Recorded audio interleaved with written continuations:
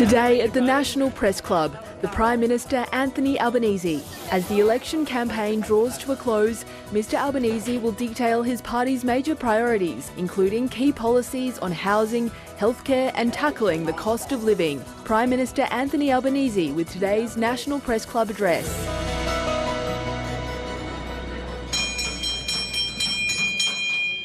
Hello and welcome to the National Press Club and today's Westpac address. My name is Tom Connell. I'm the President of the Club, Chief Election Analyst and Anchor at Sky News. Our guest today is the Prime Minister Anthony Albanese.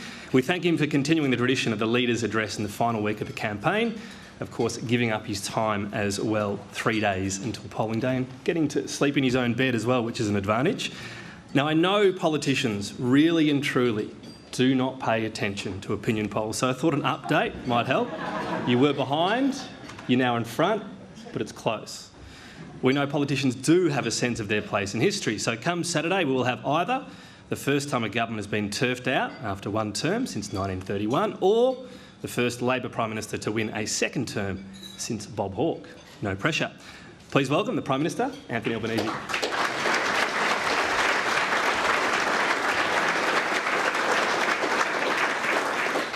Well, thanks so much, Tom, and I begin by acknowledging the traditional owners of the land on which we're meeting, and I pay my respect to elders past, present and emerging. I also want to acknowledge all my ministerial colleagues who are here today and thank them for being here to provide support, but most importantly as well, thank you for the support and for being part of our team over the last 3 years. On the Wednesday before the last election, I stood at this very podium and I said it was my ambition to lead a government that honours the values of the Australian people, that repays hard work, that nourishes aspiration and creates opportunity. A government driven by strong and clear principles, no one held back and no one left behind.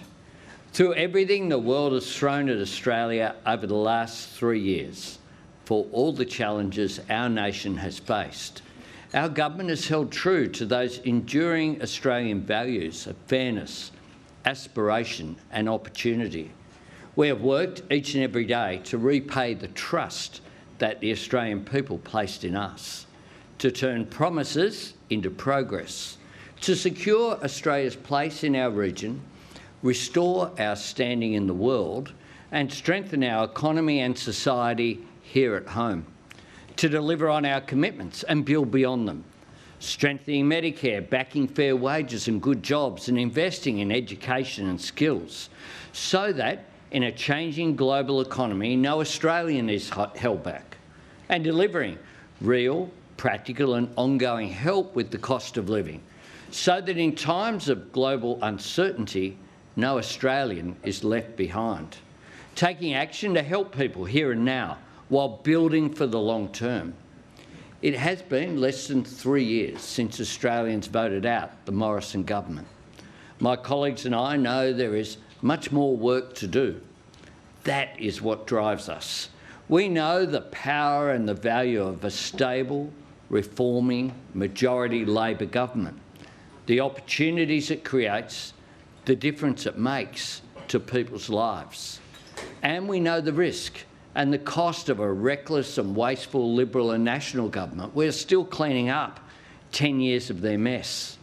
As I said at the time, 3 years ago, right here, it was always going to take us more than 3 years to clear away the chaos and dysfunction that the Liberals left behind. But since May 2022, through these challenging times, we have laid strong foundations. On the 3rd of May, I am asking Australians to vote Labor so we can keep building for our future, so we can manage the global uncertainty facing us in the interests of our nation, so we can put the Liberals' wasted decade behind us once and for all, and so we can seize the opportunities ahead of us and share them with all Australians. That is the optimism, the ambition and the determination at the heart of our plan for building Australia's future. A plan for every Australian in every part of our country. That's why I've been campaigning to strengthen Medicare everywhere. The biggest ever investment in bulk billing, so more GPs can bulk bill every patient every time, bringing the cost of PBS medicines down to just $25 a script, the lowest price it's been since 2004, and freezing it at just $7.70 for concession card holders for the rest of the decade, opening another 50 new Medicare urgent care clinics, adding to the network of 87 that we've already opened in regions and suburbs right around Australia. This will mean by the middle of next year, 4 out of every 5 Australians will live within just 20 minutes of a clinic. And in every clinic, every Australian will only need just this, their Medicare card. All they will need. 1.3 million Australians have already benefited from an urgent care clinic with just this. And as well, we'll add to it with a new 24/7 telehealth service. 1800 Medicare, free, trusted health advice, just a phone call away, no matter where you live. Helping more Australians see a doctor for free takes pressure off our hospitals and our health system.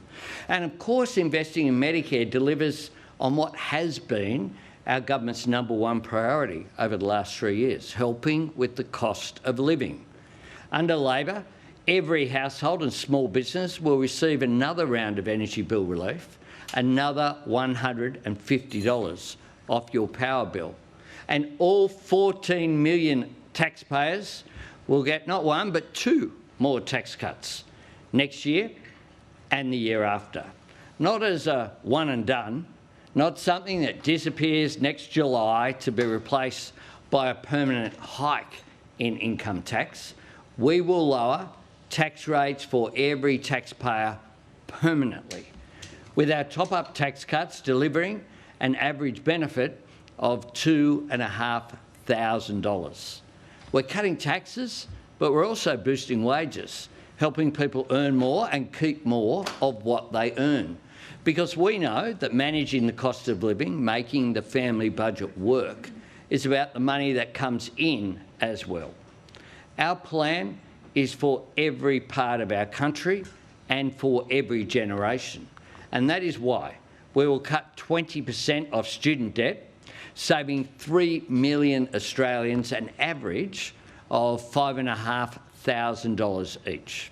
And we've made the system better and fairer for the future, because we don't want to see student debt grow faster than wages ever again. Our government is building more homes, including 100,000 new homes reserved for first home buyers. And we will make it possible for people to buy their first home with just a 5% deposit, cutting years off the time it takes to save for a deposit, so that instead of watching house prices rise while your rent is paying off someone else's mortgage, you're actually paying off your own home. This reform to empower a new generation of home ownership was at the centre of our campaign launch in Perth, along with, of course, our $1,000 instant tax deduction, something that will mean nearly 6 million Australians, young people, people working from home, people who can't afford an accountant, get more of their own money back at tax time. Again, permanent reform. But so much else in our plan to make people better off over the next 3 years was presented to Australians before this election campaign even began. Our top-up tax cuts were part of the new cost of living relief that the Treasurer, Jim Chalmers, delivered in his 4th budget in March. And they build on the tax cuts for every taxpayer that I announced right here at the National Press Club in January of last year. We announced our historic new investment in Medicare and bulk billing in Launceston in February. And when I spoke here at the beginning of this year, my 10th address as the Labor leader, I announced our new $10,000 incentive for construction apprenticeships, helping train more tradies so we can build more homes. And I confirmed during that address that Victoria and South Australia had signed on to our Better and Fairer Schools funding agreement. Now, before the campaign began, we also secured agreement with the New South Wales Labor government, but the Queensland LNP government as well. And that means that under Labor, for the first time ever, every student in every state and territory, in every school, will get the funding and support they need to be their best. It was in Brisbane last December that I outlined our plan to build more childcare centres in regions and suburbs where they are needed most, and to abolish the Liberals' unfair activity test and replace it with our 3-day guarantee. The next steps to universal, affordable childcare that I first spoke about here when I was giving my vision statements as the Leader of the Opposition. We made our commitment to cut student debt by 20% and make free TAFE permanent nationwide in Adelaide in November last year. And our vision for a future made in Australia, using our global advantage in clean energy to power a new generation of jobs and industries in our regions and in our suburbs, was at the centre of our budget last year. And of course, we're building on it with our critical mineral strategic reserve that I outlined in an address in Perth just last week. So our plans for Australia's future, for your future, have been public, and they've been published and available for all to see for months, in some cases for years. Our agenda is concrete, comprehensive, and importantly, it's costed. Because in times of global economic uncertainty, that is the stable and responsible approach that our people deserve and our nation needs. At a time of global uncertainty, when so much in the world is unpredictable, Australians can be sure of where Labor stands and what Labor stands for. Australians can be very confident that we will always stand up for Australia, trusting our values and backing our people to build that future. And compare that with the alternative. There is a real choice before the Australian people this Saturday. The Liberals and Nationals have spent 3 years raging about problems that their decade in office created, with not a word to say about solutions. No proposals of their own, just militant opposition to our cost of living measures and mindless negativity. The Coalition have spent 3 years trying to make life harder for Australians because they thought it would make politics easier for them, talking Australia down to try to build themselves up. The Liberals have not changed and they have not learned. It is very clear to all that they have simply not done the work that you need to do if you are to present as a credible alternative government. Now, I can tell them this. The Australian people have worked hard in the face of unprecedented challenges, the worst global inflation since the 1980s, the biggest international energy crisis since the 1970s, conflict overseas and natural disasters at home. Australians have worked hard, and today underlines the real progress that we have made together. When we came to government less than 3 years ago, inflation was over 6% and it was rising. Today it's down to 2.4%. Real wages have grown 5 quarters in a row. Interest rates have started to come down, and more jobs have been created in the last 3 years than during any term of government since Federation. Because of the resilience of the Australian people, our economy is turning the corner, and our government is investing in the jobs, in Medicare, housing and education that will take us forward together, with no one held back and no one left behind. But the Liberals want to drag us back down their dead-end road, because all their contradictions and chaos and reversals, all their scrambling to pretend they didn't hear the question or really meant the opposite of the words that they themselves have said, that cuts printed in black and white don't exist. None of that can disguise the fact that their plans are fundamentally wrong for Australia. Just look at their proposal to ban working from home. Last month, Peter Dutton said that women who couldn't be in the office 5 days a week should just job share. His words, not mine. A statement that is so out of touch with the lives of modern families and the flexibility that working from home gives parents in particular. It also fundamentally misunderstands the national productivity benefit of supporting greater opportunity for women and the essential right of women to make their own choices about their own careers. Then he turns around and blames Labor for that policy being unpopular.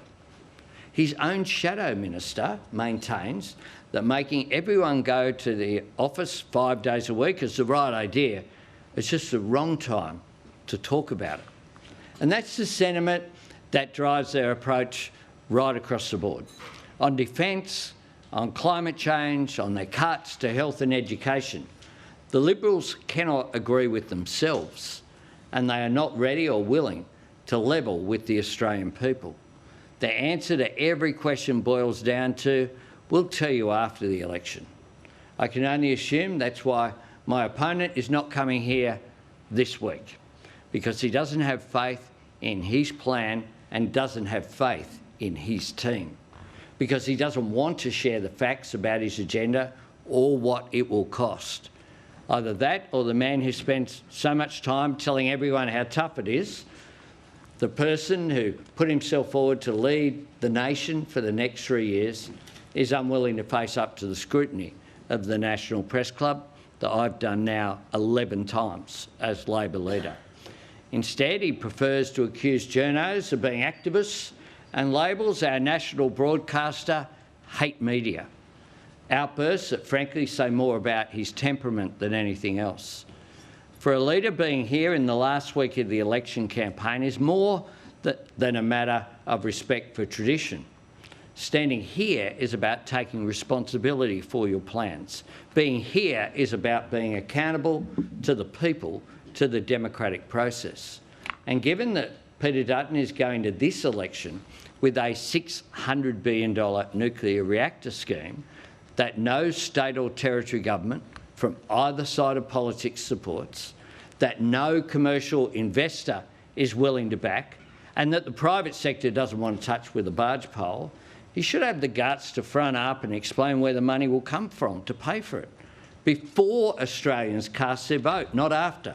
He should come clean on what he will cut to pay for his nuclear reactors, what it will mean for the communities he refuses to visit, let alone consult, how he can justify the sunniest continent on Earth moving away from solar power and the driest continent on Earth investing in the form of energy which uses the most water, and what the consequences will be for jobs and industries and agriculture and manufacturing right around Australia if we turn our backs on the opportunities of renewable energy technology that over 4 million Australian households have embraced through rooftop solar, energy that's tailor-made for Australia's sunlight and space, and instead push pause for 2 decades to risk it all on building the most expensive form of new energy from scratch, that their own figures say will result in an economy that is 40% smaller. Australians deserve an answer to those questions before they vote. And what's more, if your other big idea is to sack 41,000 Australians, then you owe it to Australians to explain what the consequences of those cuts will be for the services and support and pensions that people rely on, for the disaster recovery payments that communities need to rebuild, for the entitlements that our veterans earn in their service to our nation, for the National Disability Insurance Scheme and everything it means to people. It beggars belief that someone seeking to be Prime Minister of Australia could propose such a risky and extreme set of policies, and yet, after 3 years, an unprecedented 4 debates and 5 weeks of campaigning, still refuse to explain what those policies will mean to you. My message to Australians is this. If Peter Dutton wants you to take a risk on him, then he should look you in the eye. He should tell you what he will cut and what you will pay. In Australia, we sometimes think of ourselves as a young nation. But not only do we have the privilege of being home to the world's oldest continuous culture, Australia is also one of the world's oldest and strongest democracies. Every election affirms the right and the responsibility of every citizen to choose the future that they want for our nation. And at this election, the choice for Australians is more important and more clear than ever before. Because the choice that you make on the 3rd of May is not between two competing plans that strive for the same goal. It's not two sides of the same coin. This election is a choice between two fundamentally different visions for the direction that Australia should go. In the total absence of anything constructive to help in the present or anything positive to say about the future, the Liberals are urging Australians to go back to the past, back to a darker and nastier and more extreme version of the cuts and conflict and culture wars that people rejected less than 3 years ago. The government I lead is determined to take Australia forward. I've always been optimistic about Australia's future, and never more so than now, because of the challenges we have worked together to overcome, because of the opportunities we can work together to seize, and because the very best reason to be optimistic about Australia's future remains our people. And the best investment we can make in Australia's future is in our people, in you, your courage, your resilience, your capacity, your talents and aspiration. That's a truth Labor governments have always understood. It is at the heart of every great and enduring Labor reform. And it is why, in uncertain times, every Australian can be certain of this. A vote for Labor means the certainty of Medicare, the security of being able to see a GP when and where you need it without worrying about whether you can afford it. A vote for Labor means you can be certain that childcare and early education will be more affordable for your family. You can be certain that your child and their school will get the full and fair funding they need to be their very best, public and private. You can be certain that the opportunity of free TAFE is here to stay. You can be certain that your student debt will be cut by 20%. A vote for Labor means you can be certain of a government that has your back at work, that stands for good jobs, real wage rises, the flexibility to work from home and your right to disconnect at the end of the day. A vote for Labor means you can be certain of a government building more homes and providing more help for you to buy your first home. And in an uncertain world, a vote for Labor means you can be certain of a government that will stand up for Australia, not copy from overseas. A government that will build our national security and our economic sovereignty by investing in our capabilities and our relationships in our national interest, by strengthening our Defence Force, taking action on climate change, engaging with the transformative opportunities of our region, and making more things right here in Australia. My fellow Australians, serving as your Prime Minister is the greatest honour of my life, because every day is a chance to make a positive difference to your lives. It offers the extraordinary opportunity to make this, the best nation on earth, even better. And if my colleagues and I earn your support on the 3rd of May, we will dedicate every single day of the next 3 years to proving ourselves worthy of it, securing the progress that we have made together, delivering the rewards that your hard work has won, creating the opportunities you and your children deserve, building an economy that is as resilient and innovative as our people, building a society that is as generous and fair as Australians are themselves, building a future where we draw on the talents and invest in the aspirations of all of our citizens, building a nation where no one is held back and no one is left behind, building Australia's future together. I thank you.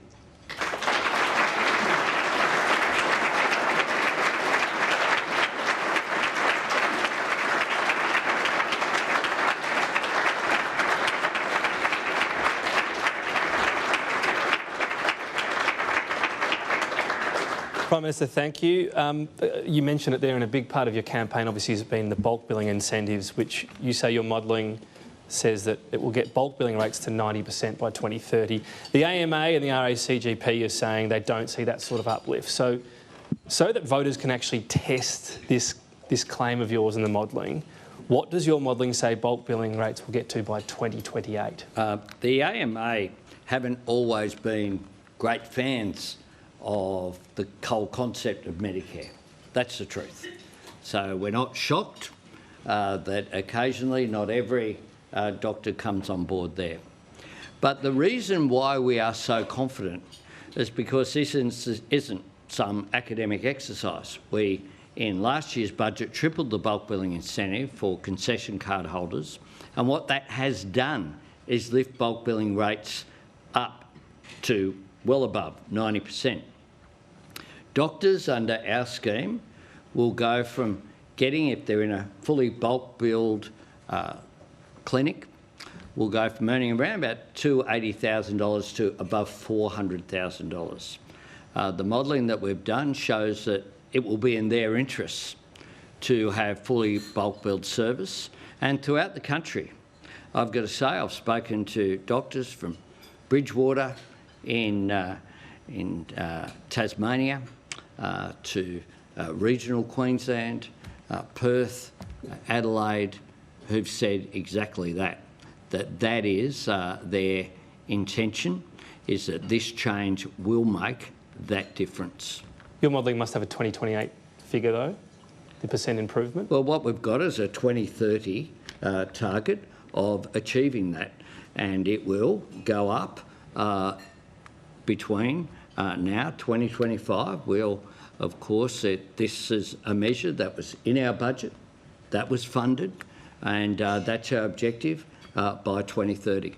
Okay. First question from the floor, Michelle Grattan from The Conversation.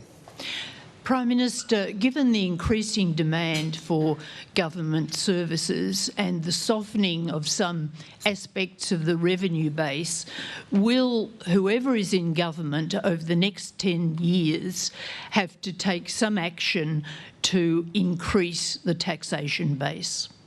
Michelle, we're taking our plans that we intend to implement to this election.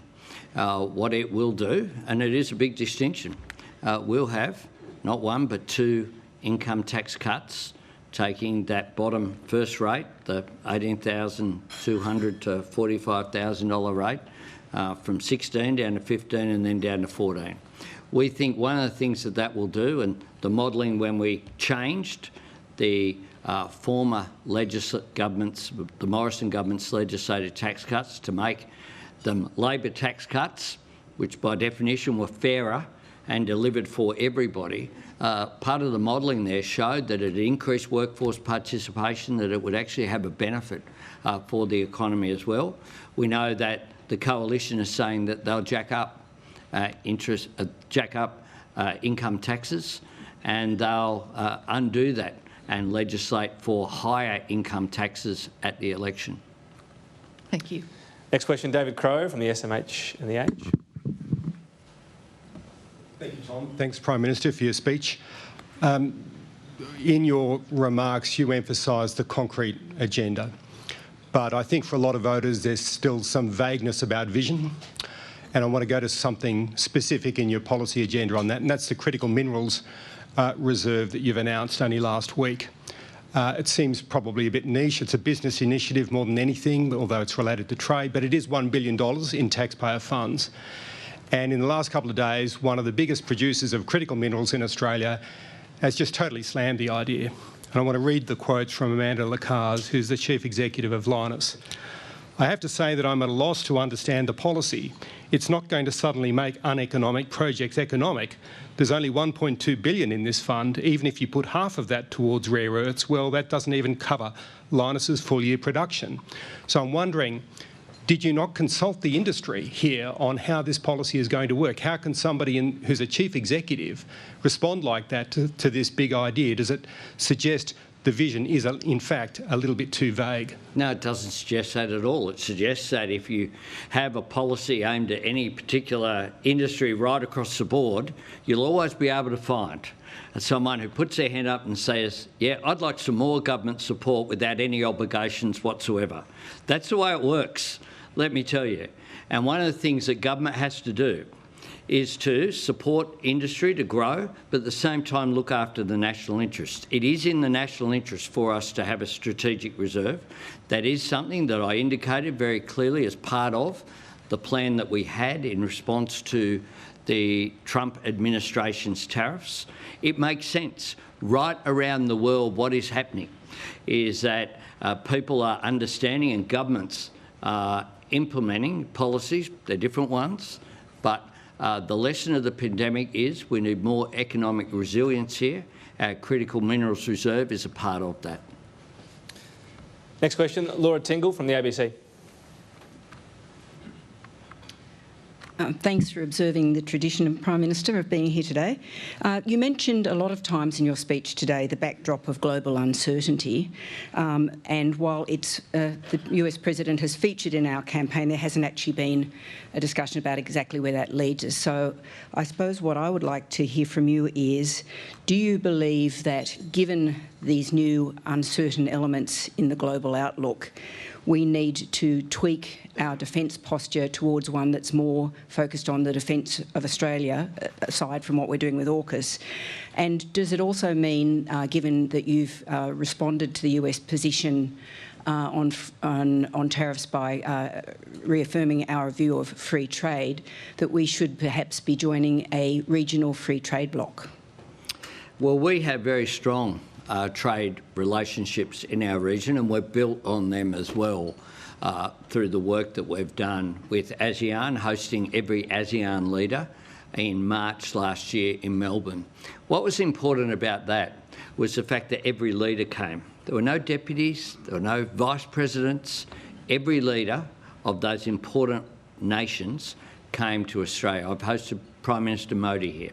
I've hosted the Premier of China here as well, our most important trading partner. We have built up really significant economic relationships, and what will be the third largest economy in the world as well. We've improved our economic partnership with India. I think there's a great deal in which that can grow. The US tariffs need to be put into perspective. Our exports to the United States are under 5% of our total exports. And just to give one example, in the meat sector, what's happened because of the disruption between the US and China is Australian producers opening up greater opportunities of exporting even more to China. So out of some of these trade disruptions, what will emerge, I think, is, yes, some challenges, but also some opportunities for us. And that is what I'm optimistic about, and that is what I mean by serving our national interests. On defence policy, let me tell you, the Defence Strategic Review was about defending Australia. That was what it was about, and that's why things such as the production of missiles will happen. Manufacturing will happen here this year. So not just purchasing, not just procurement from somewhere else, but how do we become more resilient as a nation in terms of our defence policy?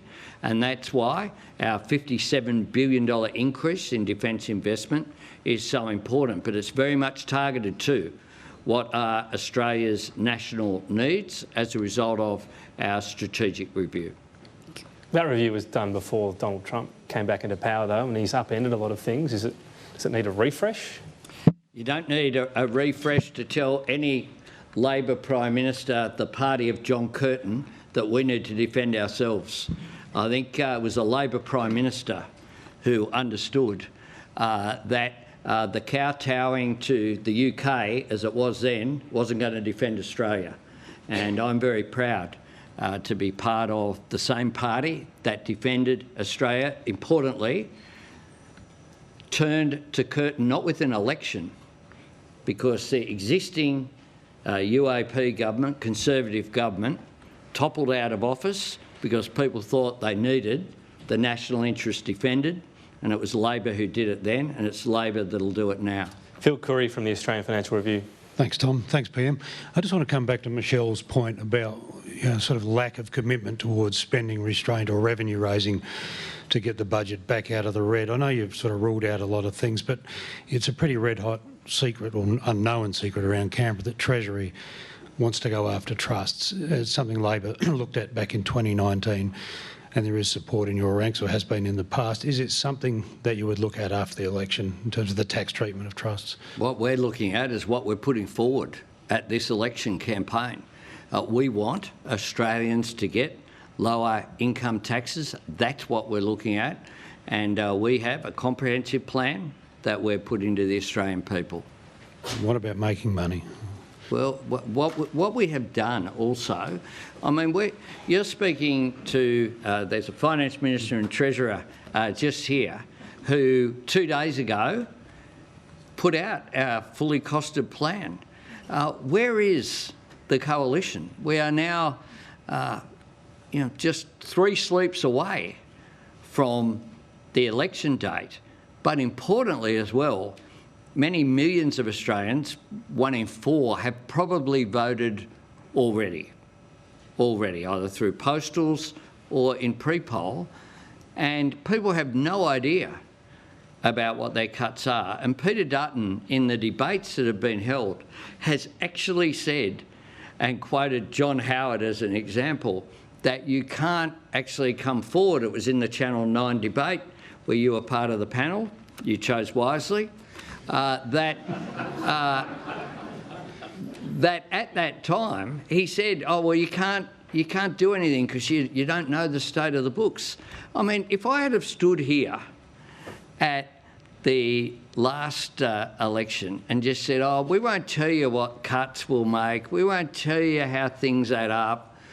Just trust us. We'll tell you after the election," I would have had an interesting and appropriate response, I reckon, and Peter Dutton deserves the same. You did have changes to super, taxes on super. Is the caveat that anything you work on takes effect after the next election and then it's not breaking a promise? No. What we're doing is putting forward our policies. They're out there, the costings we've put out there, and I await at some time, maybe next week, the coalition to put out theirs. Sarah Ison from The Australian. Sarah Ison from the Oz. Thank you, Tom and PM. I just wanted to ask, actually, on superannuation and on your planned superannuation reforms. One of the most contentious parts of it is this method of raising revenue through taxing unrealised capital gains. There's opposition to that from the crossbench and other members of society. Now, would you be willing to pursue a compromise version of this and replace the unrealised capital gains method with a higher base tax rate for balances worth $3 million or more? Oh, we have our policy. We've had legislation. It's been before the Parliament, and that's our policy. It'll affect, importantly, 0.5% of the superannuation population, 0.5. That's all, and it won't mean they don't get concessions. It'll just mean the concession isn't at large. isn't as large. That's our policy. You're ruling out any changes? No, what I'm not doing is changing policy at the National Press Club. You know, we have our we have our legislation. We have our legislation. That's before people, and I've been transparent. And on the income tax changes, I had the guts to come here and say, this is what we are doing, this is why we are doing it. And you will recall, at the time, the coalition said, first they said they'd oppose it and wind it back before they even saw what it was. Then they called for an election to be held last year to stop people getting an income tax cut, and then they voted for it. Thank you. Next question, Mark Riley from the 7 Network. Thank you, Morris. Prime Minister, your opponent's central proposition is that people are worse off now than they were before the last election. He asks daily that voters consider, are you better off now than you were 3 years ago? Are Australians better off now than they were before you were elected?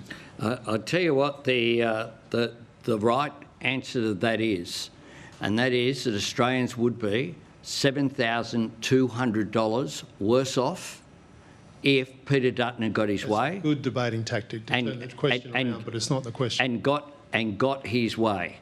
That is what Peter Dutton has done.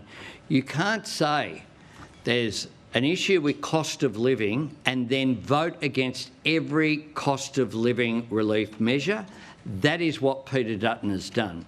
And just as people vote either this week or on Saturday, what they'll consider is who has the best offer for them in 3 years' time. A coherent, cohesive set of policies that we want to implement, cutting student debt, cutting people's taxes, making a difference for first home buyers, making a difference for energy bill relief, cheaper childcare, the cheaper medicines that we've put in place, or Peter Dutton's plan that has not a single offer of anything that lasts more than 12 months going forward, and then jacking up everyone's taxes, and that's before you get to the $600 billion that he needs to pay for his nuclear reactors. So no, but it could be worse. Is that the answer? The answer is that they would have been $7,200 worse off if Peter Dutton had got his way, and Australians understand that. Thank you. Next question, Andrew Clennell from Sky News. Prime Minister, thanks for being here. In the 1983 election campaign, Malcolm Fraser gave an address here where he said to journalists that they were spouting, quote, and I'm quoting him, bullshit from the press gallery. In that spirit, I'd like to put that comment in reverse. It could be said there's been a fair amount of BS in this campaign and also before the last election. You know, we're in, like it's the middle of the day, so kids are watching. It was when Malcolm Fraser addressed the press club too.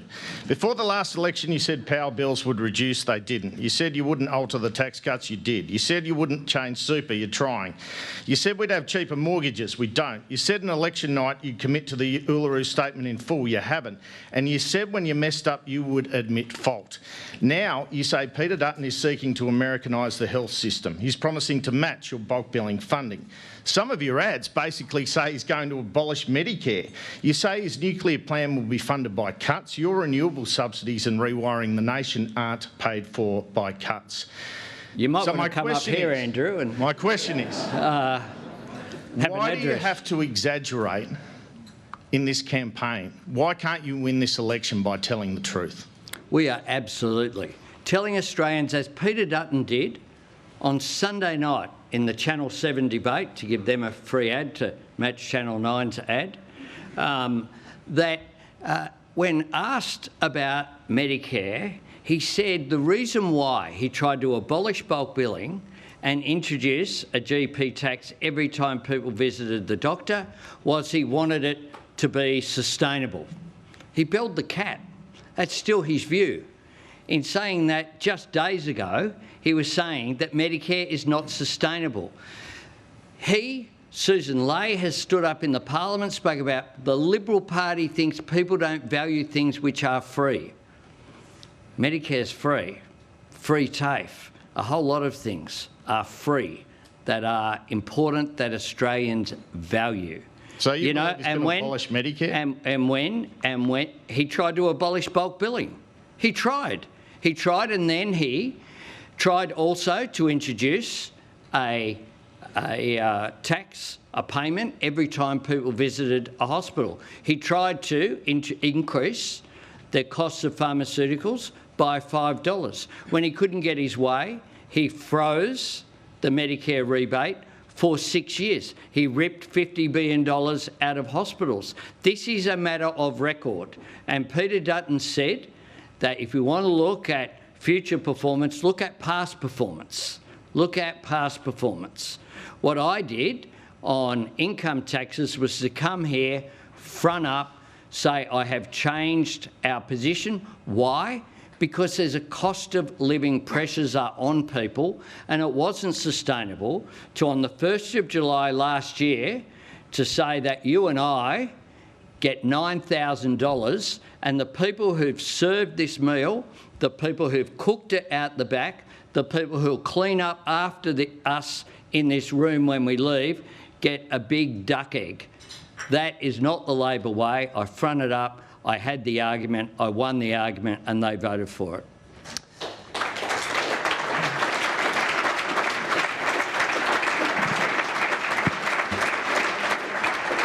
Applause, I'm sure, for the answer and the question. Next question comes from Chloe Burris from the 10 Network. Thank you, Prime Minister. You said that an Indigenous voice to Parliament is gone. Your Minister, Penny Wong, seemed to suggest it may not be gone forever. So which is it? Where to from here on recognition and reconciliation? And do you agree with the comparison to marriage equality? Well, that's not what the Foreign Minister said at all, and she's right here, so probably not a great idea to verbal Penny Wong while she's sitting there. I'll just give you that. Do you agree? I'll just give you that tip for free. Ask any of the cabinet colleagues; they'll explain to you why that's a bad idea.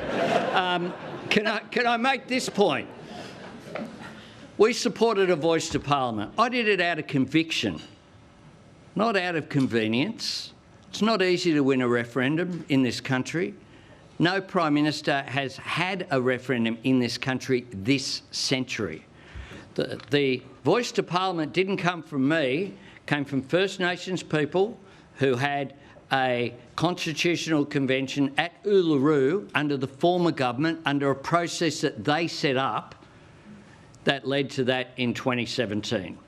We put it to the Australian people, which was the gracious request. I think that was something I said I would do, and we did. We also said we would respect the outcome, and we have. What we are now working towards is practical reconciliation. How do we close the gap?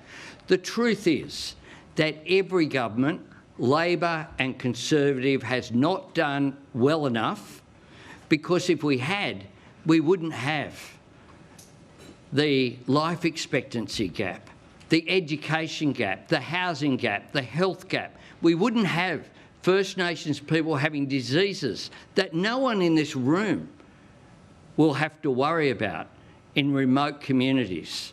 What we are doing is addressing those issues, still engaging through the coalition of peaks and through First Nations people, but we also respect democratic processes.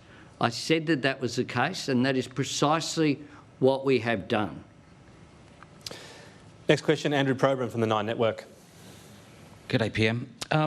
As you're aware, the coalition is planning a whole lot of cuts. One of the things that it proposed was slashing the EV tax break. Now, this is something that was designed by Treasury. It was meant to cost $55 million a year. It's costing more than $500 million a year. That's a shocking blowout. And a lot of these very well-fed, lovely people in this room would probably be getting that tax break. So what justification is there for such a generous tax lurk to go to the well-heeled? And will you pledge now to at least look at revising it? One of the reasons why it costs more is that it's been very successful, is that more people are participating in it.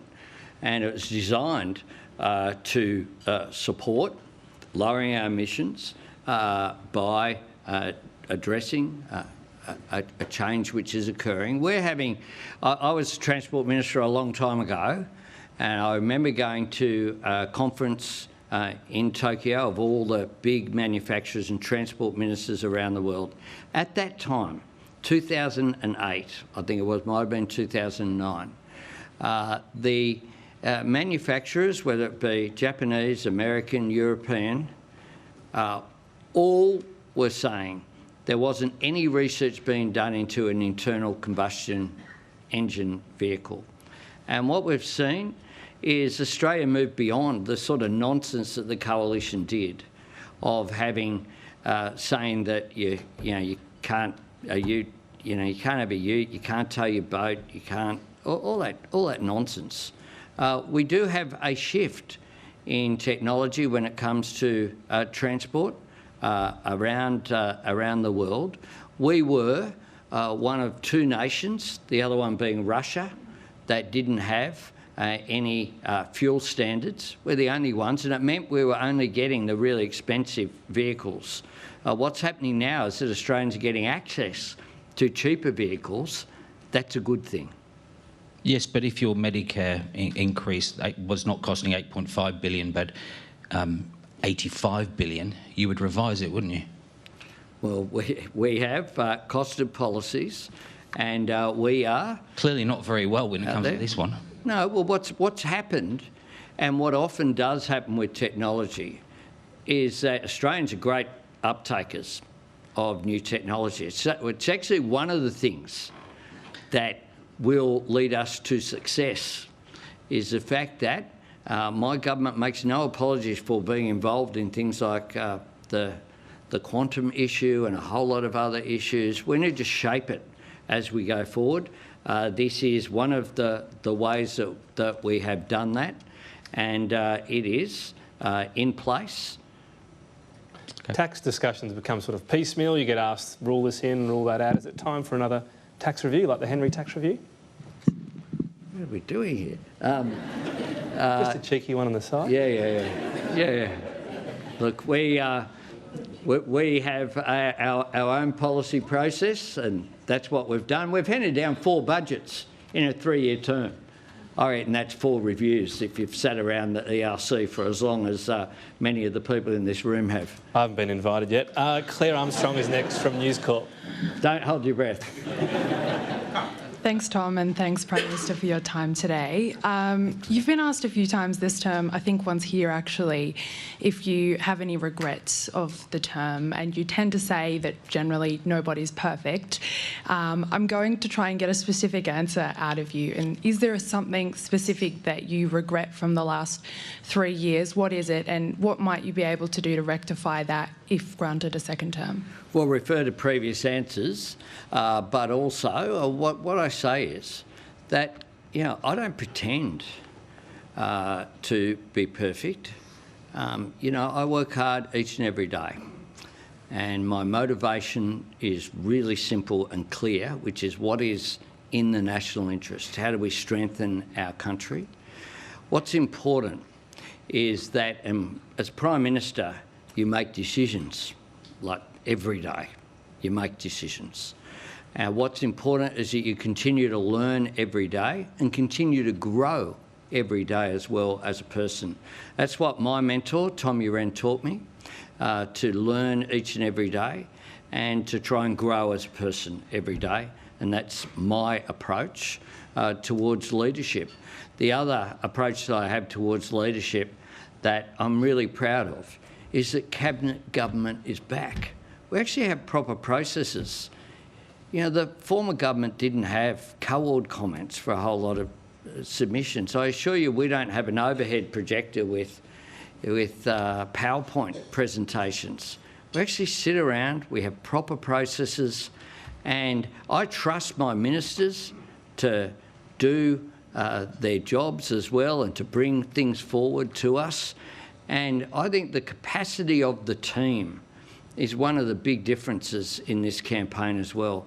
You've got senior people, but also you've got a backbencher and an assistant minister here as well, and people who have a capacity out there don't have to be hidden. The other mob have shadow cabinet ministers who haven't been cited. They've got people who aren't allowed to leave their electorate, let alone talk to anyone. I'm really proud of my leadership style. I think my leadership style is one that has brought us unity. Not unity by doing nothing, unity by doing something. So and no I regrets, think that is then? the difference as well. Answer? No regrets? I'm not saying that at all. I'm saying that what's important is that you learn. You learn each and every day, and that is what I do. Next question comes from Ben Westcott from Bloomberg. Thanks for your speech, PM. If the polls are right, next year you'll have been in Parliament for 30 years. That 30-year stretch will almost perfectly bookend Australia's golden era when we had huge amounts of prosperity. Now, we could debate at length who's responsible for that, whether it's Hawke or Keating or John Howard. I'm sure that's a wonderful debate. But you can ask me that if you like. That will not be my question. Paul might be watching, so... all the more reason not to have the debate. You're in trouble now. I'll check my inbox. Anyway, in any case, economists say that golden era is coming to an end without substantial structural changes to the Australian economy. They talk about a creaking tax system. They talk about productivity falling and spending rising. They talk about no longer being able to rely on our mineral wealth going forward. So to that extent, what tough decisions are you prepared to take in the next term of government, if you win, to ensure that the golden era doesn't end with you? Well, this economist here has noticed that many economists say you can't get inflation down without a huge spike in unemployment and leaving people behind. You can't get inflation down without smashing real wages. That's what a whole lot of economists would say. They've been proven wrong. Our government will not leave people behind. Our government has had economic reform and has worked really hard to get that inflation figure down, all forms of it now, into the Reserve Bank band.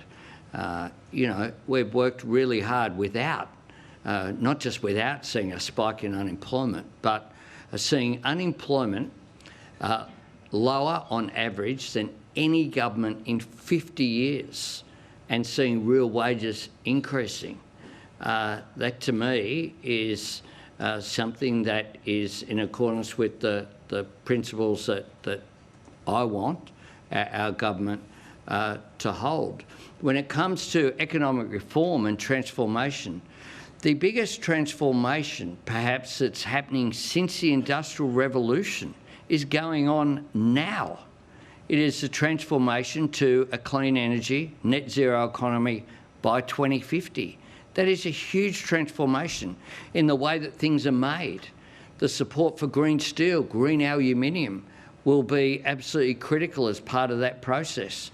Renewables backed by gas, backed by hydro, backed by batteries is part of that process as well. Distributional energy transformation is important. The use of new technology with AI and robotics and all of this is happening. Our job is to shape it in the interests of people, because otherwise it'll shape us.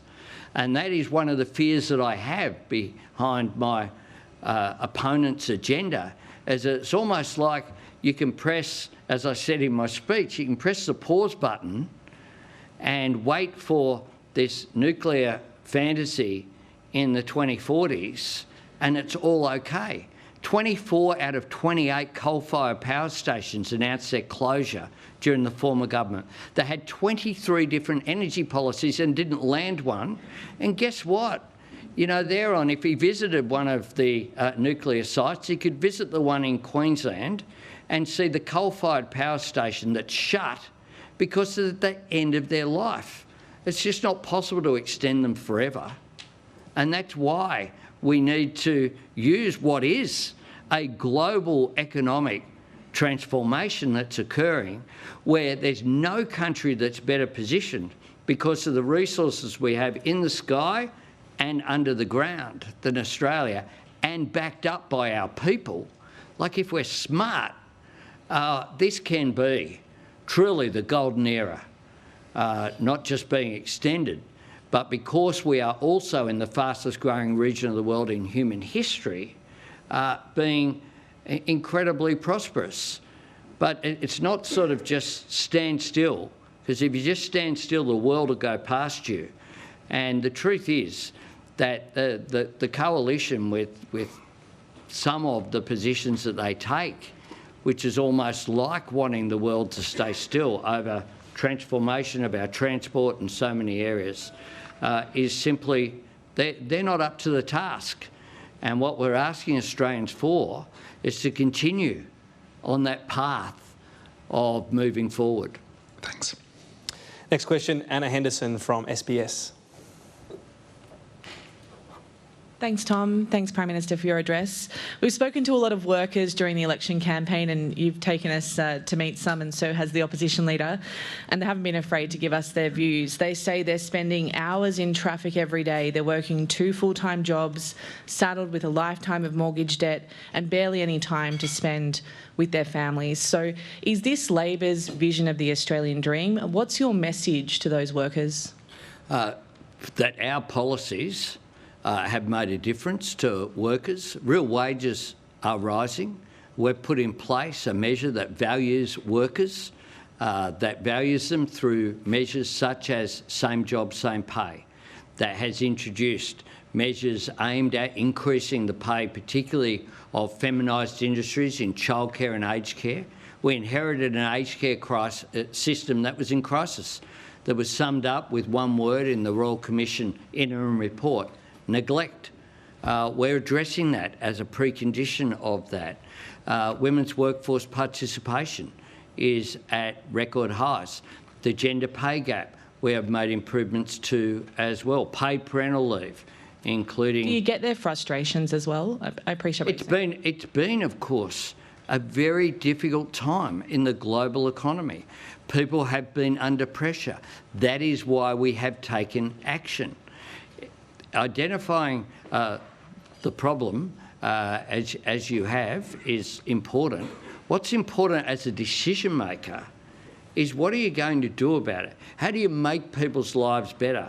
You make people's lives better by giving them a cut in their income taxes, by putting downward pressure on inflation so that interest rates start to come down on their mortgages, which has happened, by making sure that you intervene to give an increase in real wages. I mean, during the last campaign, I stood here with my $1 coin where the world was going to end if people on minimum wages got a $1 a week increase. Well, we've given 3 increases. We've put in a submission for a real wage increase as well, because we understand the pressure that workers are under. I've met a woman at the Miners' Union conference in Brisbane, their national conference, who's getting $34,000 extra under the same job, same pay principles because she's working in a job side by side, was under labour hire. We've stopped that manipulation, which is there. Now, some of those decisions haven't been welcomed by every business in Australia, but we've understood that we don't want to go down the American road of people having to rely on tips to get by. We want fairness in the workplace. A Labor government will always stand up for fairness in the workplace, not undermining wages and conditions, or in the most extreme example, of course, sacking public servants so you can hire more consultants at higher rates, which seems to be their vision. Thank you.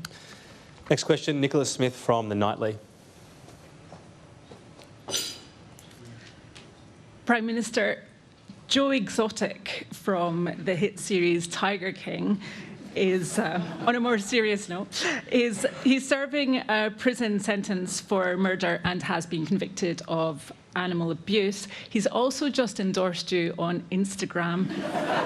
How do you feel about that? Have you ever met him, and has anyone in Labour paid for his endorsement? Good to see some levity. I have a very passionate support for one particular animal, Toto, and I'm looking forward to voting with her on Saturday. Thank you. No payment to the Tiger King? He's in jail, isn't that the question? I wasn't even aware of all of that, but, you know, I'll let that go through. I think the point of that question was to ask the question rather than to get a serious answer, I hope. Next question, Dan Jevasparty from The Guardian. Thanks, Tom. Thanks, PM. Not really sure how to follow that one up. It wasn't a criticism, by the way. It's good to have a bit of levity. Yeah. Good on you. Back to serious matters. So throughout the course of the campaign, you've refused to countenance the possibility of minority government. You said you're aiming for majority government. That's the plan. You've also spoken throughout the campaign about the importance of stability and certainty in what are really uncertain global times. In that context, in the event of a hung parliament, would it not be preferable to negotiate deals rather than govern in a legislation by legislation basis? No. You don't want to elaborate at all on that? Well, I've elaborated every time, as I did before the 2022 election. I was asked the same thing. I mean, I do find it quite ironic that a group called the Coalition are speaking about majority government. They, by definition, are a coalition. We've got 78 seats. We're aiming to hold every single one of them, and we're out there campaigning hard in coalition-held seats and in Greens Party-held seats as well. It's as simple as that. Will there be the sort of agreements that we saw previously? No. And we will. You know, we've got 25 out of 76 senators. Now, we do have particularly good leadership in the Senate, 3 of which are here, of our ministers. We've got through most of our agenda. A whole lot of it has been blocked by the no-alition of the Greens, Liberals and Nats. And, you know, maybe the question can be directed to them.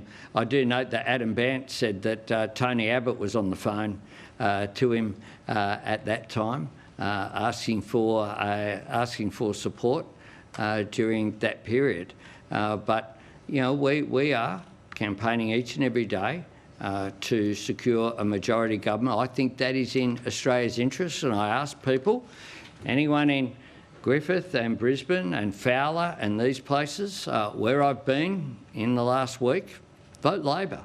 If you want certainty, if you want to make sure that you don't get Peter Dutton as Prime Minister, vote Labor. That's how you ensure that happens. A deal is different to supply and confidence governing though, right? You're not ruling out governing a minority just with supply and confidence? Oh, we're campaigning for a majority government. That, but a deal is different to supply and confidence, is that fair to say? I can be asked 50 different ways, you'll get the same answer, which is I'm campaigning for majority government. We're the only political party that can form majority government. We're the only political party that's trying to form majority government. We're not a coalition, we're a proud organisation that have been around for since 1891. My principles have always been very clear about these issues. It was what we did when I became Deputy Prime Minister in 2013 as well. Final question comes from Peter Hobson from Reuters. Hi, PM. I have another question about the possibility of a hung parliament, which is that several independent MPs have called for a review of the AUKUS agreement. And would AUKUS, and indeed foreign policy in general, be up for discussion with minor parties and independent MPs in any negotiations that might have to happen to achieve a minority government? No. All right. We do thank you for your time today. We know it's a very busy time, so we wish you well in the election campaign. Please join me in thanking the Prime Minister, Anthony Albanese. Thank you very much. Thank you.